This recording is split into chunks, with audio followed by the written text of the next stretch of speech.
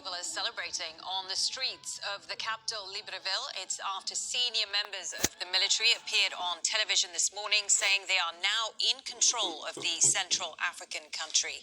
They've ordered all institutions to be dissolved. Military leaders also announced the cancellation of Saturday's election result.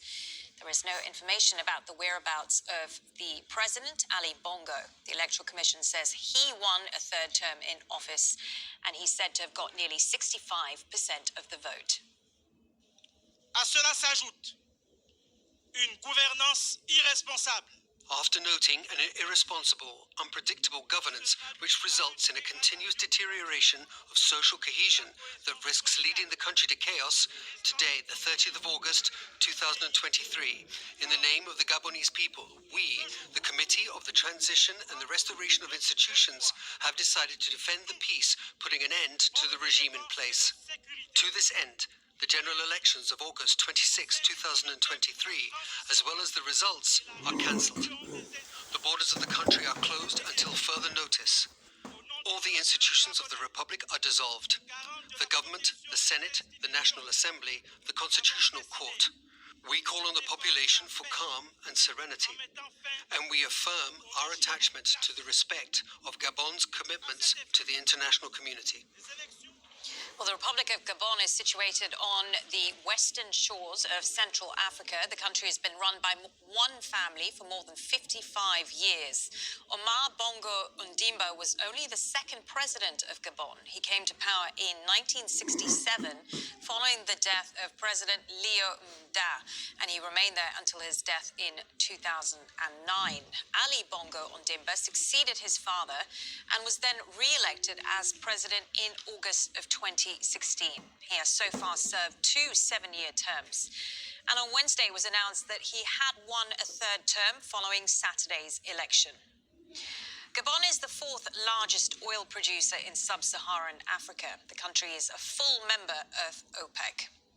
Well, we have our correspondents covering the story for us. Catherine Soy is in Nairobi. We have Ahmed Idris in Niamey in Niger. Let's begin with Nicholas Hack, who is in Dakar for us. Nick, you've covered Central and Western Africa extensively. You've been speaking to people in Gabon. What more can you tell us about the events of this morning?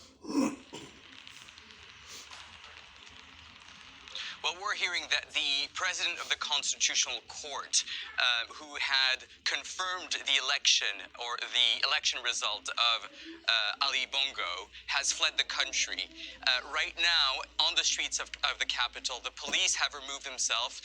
There are soldiers on the streets patrolling, but most importantly, there are crowds gathering, holding signs saying, "Gabon is free, Gabon is liberated." There's a sense of joy after days of repressed anger over these elections. Now, we had spoken to some people ahead of the election and during the election, and they were just too scared to talk. The internet was down in the country. Remember, this was an election where there was no international observers there.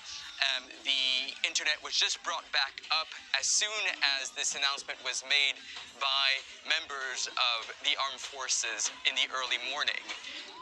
And so there's a sense from the people that we spoke to of freedom of being able to express themselves. And they're telling us that during these elections, they saw fraud on a massive scale. From one neighborhood to another, they saw members of the armed forces taking out ballot boxes, offering money in exchange of vote. And there was a real sense that Bongo's power was illegitimate amongst many people in Gabon.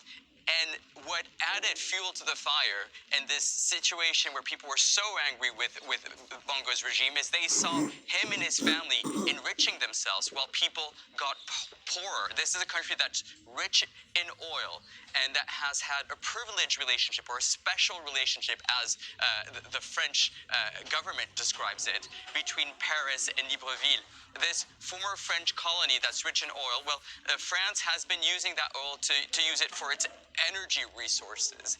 And it's interesting to know that in Libreville, you have a French military base where there's about 700 soldiers. In Port-Gentil, which is one of the second largest city, there's also a French military base. And we haven't heard from them. They have been supporting the regime in Gabon for several decades.